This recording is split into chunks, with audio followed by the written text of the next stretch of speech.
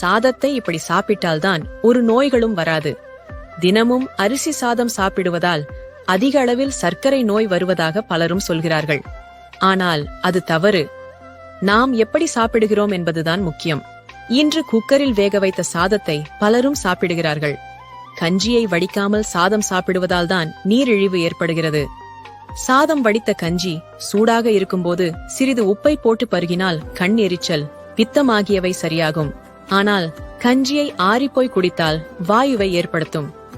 சாதம் உலையில் கொதிக்கும் போதே கஞ்சியை எடுத்து பருகினால் நீர்க்கடுப்பை நீக்கும்.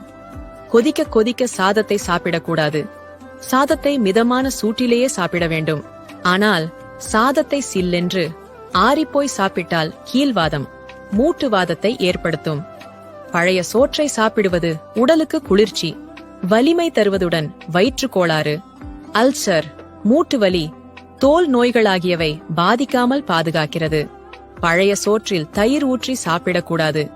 மோரை கடைந்து ஊற்றி சாப்பிட வேண்டும். பச்சரிசி சோற்றில் பால் சேர்த்து சாப்பிட வாதம், பித்தம் நீங்கும். மோர் சாதம் செரிமான கோளாறுகளை நீக்கி வாதம், பித்தத்தை தணிக்கிறது. வாழை இலையில் சாப்பிடுவதால் அதிலுள்ள துவர்ப்பு